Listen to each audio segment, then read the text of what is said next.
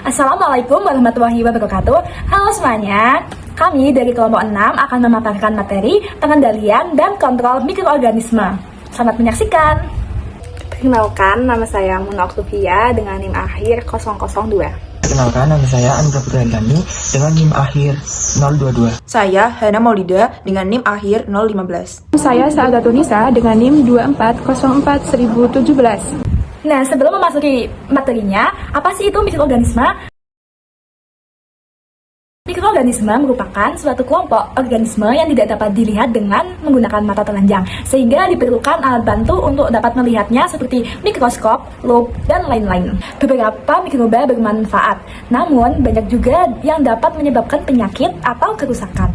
Oleh karena itu, penting untuk melakukan pengendalian dan kontrol mikroba guna mencegah penyebab infeksi dan melindungi kesehatan manusia maupun lingkungan. Pengertian pengendalian mikroba. Pengendalian mikroba merupakan upaya pemanfaatan mikroba dalam mengoptimalkan keuntungan peran mikroba dan memperkecil keuntungannya. Pengertian pengontrolan mikroba. Pengontrolan mikroba adalah upaya menghambat, membasmi, atau menyingkirkan mikroba. Tujuan pengendalian dan pengontrolan mikroba. Yang pertama, mencegah penyebaran penyakit dan infeksi. Mikroorganisme seperti bakteri, virus, dan jamur dapat menyebabkan berbagai penyakit. Dengan mengendalikan pertumbuhan dan penyebarannya, kita dapat meminimalkan risiko infeksi yang dapat menyerang manusia, hewan, atau lingkungan. Yang kedua yaitu membasmi mikroorganisme pada inang yang terinfeksi. Ketika mikroba sudah menginfeksi inangnya, misalnya manusia atau hewan, langkah pengontrolan dilakukan untuk membasmi mikroba tersebut agar infeksi tidak semakin parah atau menyebar ke individu lain. Yang ketiga yaitu menghambat pertumbuhan bakteri dan mencegah kontaminasi bakteri yang tidak dikehendaki kehadirannya dalam suatu media. Tujuan ini yaitu untuk mencegah bakteri berkembang biak di media yang tidak diinginkan agar tidak merusak atau mencemari lingkungan, bahan, atau produk. Yang keempat, mencegah pengerusakan serta pembusukan bahan oleh mikroba. Mencegah pengerusakan serta pembusukan bahan oleh mikroba artinya menghindari kerusakan bahan makanan, obat, atau produk lainnya akibat aktivitas mikroba seperti bakteri atau jamur yang menyebabkan pembusukan, perubahan warna, bau, dan nilai gizi. Metode fisik pengendalian mikroba. Metode fisik ini bertujuan untuk mengendalikan aktivitas mikroba atau mikroorganisme tanpa menggunakan bahan kimia. Adapun dua metode yang paling sering dan paling banyak dijumpai di praktikum-praktikum, khususnya praktikum mikrobiologi, adalah teknik pemanasan dan pendinginan. Yang pertama, kita akan membahas tentang metode pemanasan. Nah, metode pemanasan ini dibagi menjadi dua, yaitu metode pemanasan kering dan metode pemanasan basah. Biasanya, metode pemanasan kering ini menggunakan alat berupa oven di suhu 160-170 derajat Celcius selama kurang lebih 2 jam. Nah, gunanya ini untuk sterilisasi alat gelas atau logam dan jarum. Pemanasan basah. Nah, pemanasan basah ini biasanya itu menggunakan alat berupa autoclave di suhu sekitar 121 derajat Celcius waktu kurang lebih 15-20 menit. Nah, gunanya itu untuk sterilisasi alat dan bahan menggunakan uap air. Autoclave adalah cara sterilisasi panas yang digabungkan dalam keadaan lembab dan tekanan yang tinggi. Selanjutnya, ada metode pendinginan.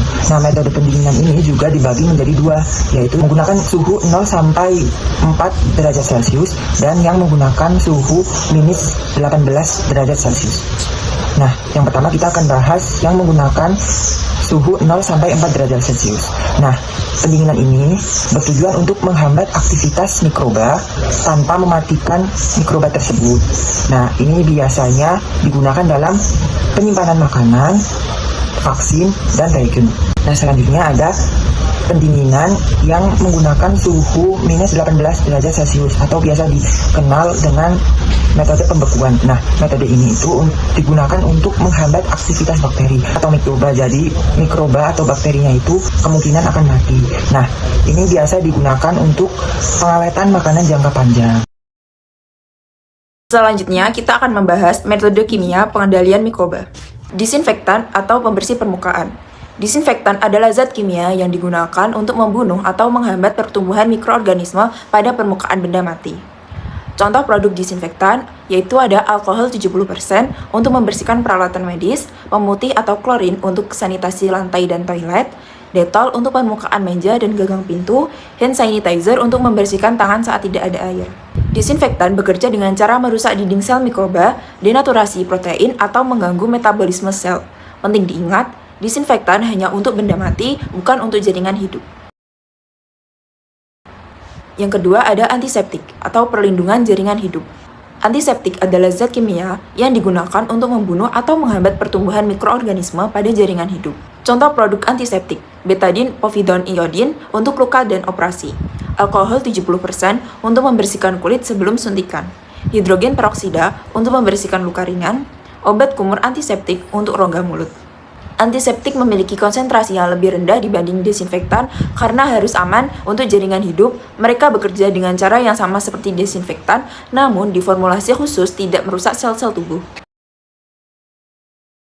Yang ketiga ada antibiotik, senjata melawan bakteri. Berikut terdapat animasi molekul antibiotik menyerang bakteri.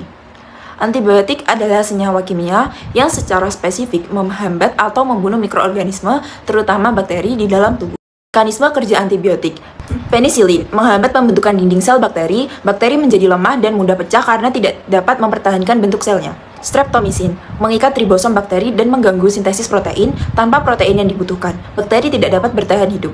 Tetrasiklin menghambat sintesis protein dengan cara mencegah ribosom membaca kode genetik dengan benar sehingga protein yang dihasilkan tidak berfungsi. Lalu, mekanisme serangan, setiap antibiotik memiliki target spesifik dalam sel bakteri. Mereka bekerja dengan mengganggu proses vital bakteri tanpa merusak sel manusia. Contoh antibiotik, amoxicillin untuk infeksi saluran pernafasan, streptomycin untuk tuberkulosis, tetrasiklin untuk infeksi kulit. Antibiotik harus digunakan sesuai resep dokter dan diminum sampai habis. Yang keempat, pengawet makanan, mencegah pembusukan. Pengawet makanan adalah zat kimia yang ditambahkan ke makanan untuk mencegah pertumbuhan mikroba, penyebab pembusukan, dan keracunan. Jenis-jenis pengawet makanan ada pengawet alami, itu seperti garam untuk mengawetkan ikan dan daging, gula untuk selai dan manisan, asam sitrat untuk minuman dan buah kalengan, cuka untuk acar dan makanan fermentasi. Lalu ada pengawet sintesis, ada natrium benzoat untuk minuman ringan, kalium sorbat untuk keju dan roti, nitrit untuk daging olahan. Nah, setelah kita belajar berbagai metode fisik dan kimia untuk mengendalikan mikroba, sekarang saatnya kita lihat bagaimana semua itu diterapkan dalam kehidupan sehari-hari. Pengendalian mikroba tidak hanya dilakukan di laboratorium atau rumah sakit. Kita bisa menjumpainya di banyak aspek kehidupan, mulai dari layanan kesehatan, industri pangan, hingga rumah kita sendiri. Yang pertama, di rumah sakit. Pengendalian mikroba sangat penting. Di rumah sakit, alat-alat bedah harus disterilkan dengan autoclave, dan petugas medis rutin menggunakan hand sanitizer serta antiseptik untuk menjaga kebersihan. Yang kedua, dalam industri makanan, proses pengemasan dilakukan di lingkungan steril, dan makanan disimpan dalam suhu rendah agar mikroba tidak berkembang. Yang ketiga, di rumah kita sendiri. Kita juga bisa mengendalikan mikroba. Nah, bagaimana caranya? Nah, caranya itu dengan mencuci tangan sebelum makan, kemudian membersihkan dapur, dan membersihkan kamar mandi secara rutin, serta menyimpan makanan dengan benar. Kemudian ada video tentang bagaimana cara mencuci tangan dengan benar. Selamat menyaksikan. Tahu nggak sih, jutaan kuman yang menempel di tangan kamu bisa menyebabkan berbagai macam penyakit. Biasakan mencuci tangan dengan air mengalir dan juga sabun. Langkah-langkahnya yang pertama, telapak tangan. Gosok kedua telapak tangan. Yang kedua, gosok punggung dan sela-sela jari sisi luar tangan kiri dan juga sebaliknya. Ketiga, gosok sela-sela jari bagian dalam. Yang keempat, kunci jari-jari sisi dalam dari kedua tangan. Yang kelima, gosok ibu jari tangan kiri dan berputar dalam genggaman tangan kanan dan lakukan sebaliknya. Yang keenam, rapatkan ujung jari tangan kanan dan gosokkan pada telapak tangan kiri. Dan yang terakhir, bersihkan kedua pergelangan tangan secara bergantian dengan gerakan memutar, dan setelah itu keringkan kedua tangan dan tutup keran dengan sikut atau bekas kertas tisu yang masih di tangan.